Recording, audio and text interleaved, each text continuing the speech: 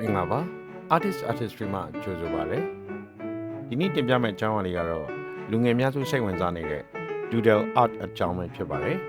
ဒီလိုဗကြီးအနုပညာနဲ့ပတ်သက်တဲ့အကြောင်းအရာတွေကိုပတ်စင်တင်ဆက်ပေးနေတဲ့ကျွန်တော်ရဲ့ artistry channel လေးကို like and subscribe လေးလုပ်ပြီးမမေ့ကြပါနဲ့ခင်ဗျာDoodle Art ဆိုတာလူတစ်ယောက်ရဲ့အတွင်းစိတ်အာရုံကိုသိမ့်ပိုက်ခံရတဲ့အချိန်ခဏတာလေးအတွင်းမှာရေးဆွဲတဲ့ရုပ်ပုံဖန်တီးမှုအနုပညာတစ်ခုပါရေးဆွဲတဲ့အခါတကြောင်ဆွဲမြင်းများဖြစ်နေနိုင်တယ်လို့အရှင်ပြေရာလက်သိမ့်ရာကိုရေးဆွဲတဲ့နည်းဆိုလည်းမမားနိုင်ပါဘူး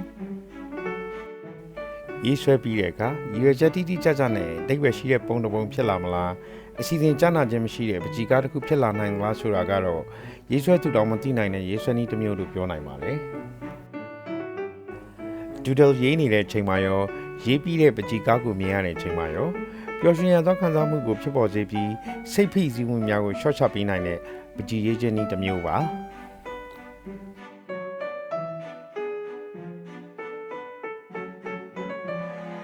စီဝေးတွေတက်ရင် stress တွေပြီးလာတဲ့အခါမျိုး lecture လိုက်ရင်ညီးငွေ့လာတဲ့အချိန်တွေဒါမှမဟုတ်တယောက်တည်းပြင်းရင်နေချိန်တွေမှာစောင်းနဲ့ခဲတံဘောပန်ကလည်းအစင်းစင်းရှိနေတဲ့အချိန်မျိုးတွေရေးချစ်မိတဲ့မြင်ကြောင်းရုပ်ပုံတွေကလူတွေရေးခြင်းရဲ့အစားပါကိုယ်စိတ်မှာပြင်းရခြင်းညီးငွေ့ခြင်းတွေကိုဖြစ်ဖြုံးနိုင်မှုမတိစိတ်ကလှုံ့ဆော်မှုတစ်ခုဖြစ်လုံးမိတာမျိုးပေါ့စီမင်းစီကံကန့်သက်ချက်တွေမရှိပဲလွတ်လပ်စွာစိတ်ထဲရှိတာကိုဖန်တီးရေးဆွဲတဲ့ art style တစ်ခုလည်းဖြစ်တာမှုDoodle Art ရေးရတာဟာ relax လည်းဖြစ်ပျော်ကြလဲကောင်းတာကိုတွေ့ရမှာပါ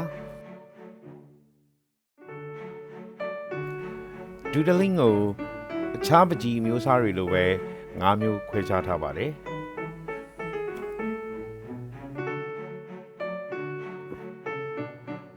zendoodleဆိုတာကအလွယ်တကူသင်ယူလို့ရနိုင်ပြီး relax လည်းဖြစ်က structural pattern တွေကိုဆွဲတဲ့ဖန်တီးခြင်းတစ်မျိုးဖြစ်ပါတယ် zendoodle မှာဘယ်လိုပုံစံဘယ်လို shape တွေရှိရမယ်ဘယ်လို rules တွေရှိရမယ်ဆိုပြီးမရှိပါပဲစိတ်တိုင်းကြရေးဆွဲနိုင်တဲ့ art အမျိုးအစားပါ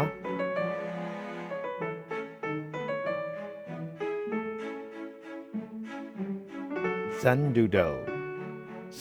ဆိုတာကတော့သူ့မှာဘယ်လို size ဘယ်လိုပုံစံမျိုးဆိုတာပါရှိပြီးတော့ဥတီချက်ရှိတဲ့ပုံစံမျိုးလည်းဖြစ်ပါတယ်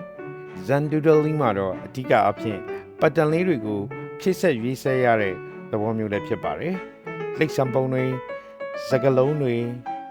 3D အရာဝတ္ထုတွေမှာလည်း pattern လေးတွေကိုဖြည့်ပြီးရေးဆွဲလို့ရနိုင်တဲ့ Doodle Art အမျိုးအစားပါ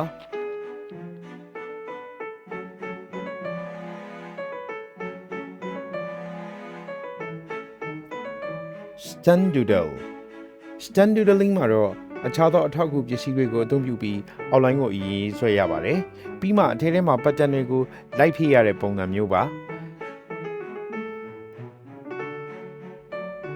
တကယ်လို့အခြားအထောက်အကူပစ္စည်းတွေကိုအသုံးမပြုချင်ရင်လည်းကိုယ်တိုင် outline ဖန်တီးရေးဆွဲကထဲထဲမှာ pattern တွေကိုလိုက်ဖြည့်ဆွဲပြီးတော့မှ creation လုပ်နိုင်တာမို့စိတ်ကူးအသစ်တွေးခေါ်သစ်တွေကိုလွတ်လွတ်လပ်လပ်ဖန်တီးလို့ရနိုင်တဲ့ style တစ်ခုလည်းဖြစ်ပါတယ်။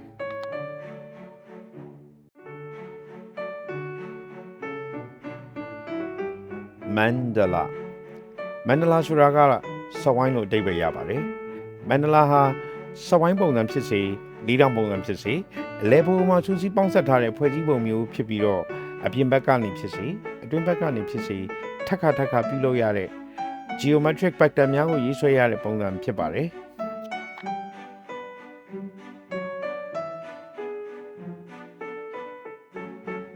နောက်ဆုံးမျိုးစားကတော့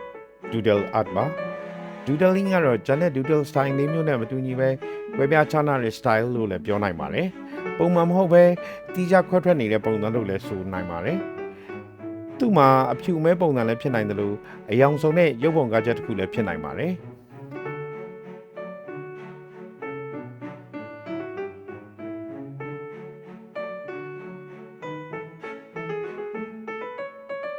Doodle Art ကိုရေးဆွဲဖို့ notepad ဒါမှမဟုတ်စက္ကူပြောင်ကိုလည်းအသုံးပြုလို့ရပါတယ်။ဒါမှမဟုတ်လည်း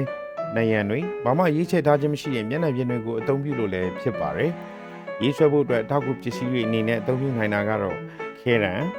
မင်း ball pen ဒါမှမဟုတ် marker pen အယောင်တွေနဲ့ရေးချက်ဖို့အတွက် highlight pen တွေကိုအသုံးပြုနိုင်ပါတယ်တခြားအသုံးပြုနိုင်တဲ့ပစ္စည်းတွေကတော့မီးသွေးမြေပြူခဲရောင်စုံခဲတံတွေဆေးတွေနဲ့ pastel တွေကိုလည်းအသုံးပြုပြီးတော့ Doodle Art ကိုဖန်တီးလို့ရနိုင်ပါတယ်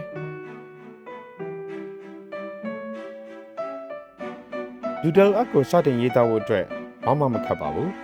ပုံမဆွဲတတ်ဘူးမရေးတတ်ဘူးလို့ဆိုသူတွေအတွက် Doodle Art ကိုဒီလိုစတင်ပါလို့အကြံပေးချင်ပါတယ်ဆိုလိုတာက Doodle Art ကိုရေးသားဖို့အတွက် subject တွေကိုအများကြီးလိုက်ရှာနေဖို့မလိုပါဘူးဓာတ်ပုံတွေကိုလည်းကူးချနေဖို့မလိုပါဘူးကိုယ့်ပတ်ဝန်းကျင်မှာမြင်တွေ့နေရတဲ့ဘန်းတွေအိမ်တွေတိမ်တွေ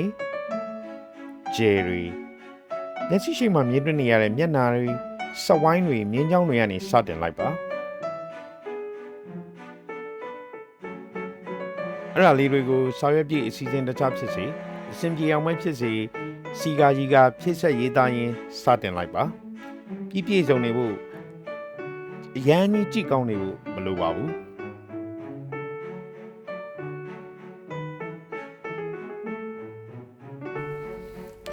ဘာကြောင့် Doodle Art ကိုရေးကြည့်ဖို့တိုက်တွန်းရတယ်လဲဆိုတော့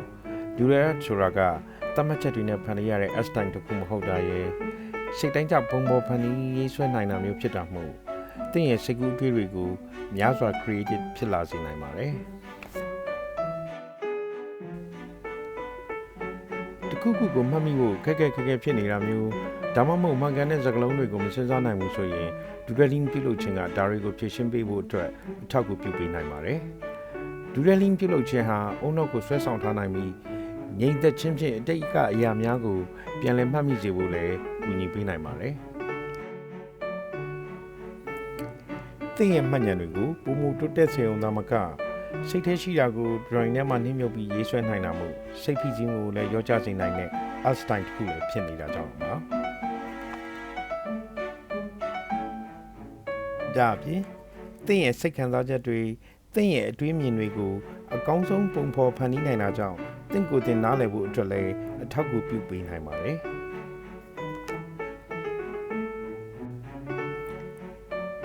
စိတ်ပြည့်အားငယ်နေခြင်းဒါမှမဟုတ်စိတ်ဓာတ်ကျနေတဲ့အခါအဲ့ဒီခံစားချက်တွေကိုစကားလုံးနဲ့ဖော်ပြဖို့ရာခက်ခဲနိုင်ပါတယ်ဒါပေမဲ့ခံစားချက်တွေကိုဖော်ပြတဲ့ပုံရိပ်တစ်ခု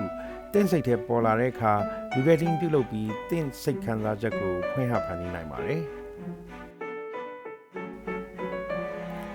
ကျွန်တော်ပြောပြတဲ့ကောင်းကျိုးလေးတွေက Doodle Art ကိုရေးဆွဲတဲ့အခါရနိုင်တာမျိုးမို့ Doodle Art ကိုစတင်ရေးသားဖို့ပြင်ဆင်ကြရအောင်ဗျာ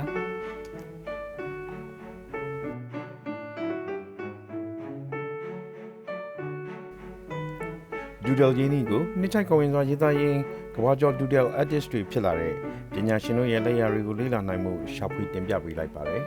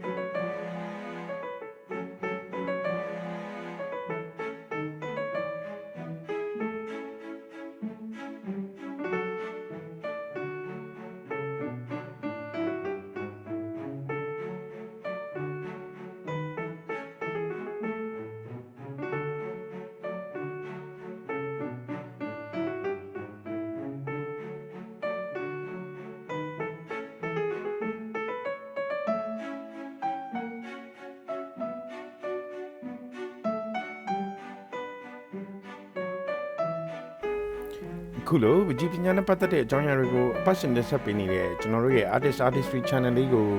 subscribe လုပ်ပေးဖို့မမေ့ကြပါနဲ့ခင်ဗျာကျေးဇူးတင်ပါတယ်ခင်ဗျာ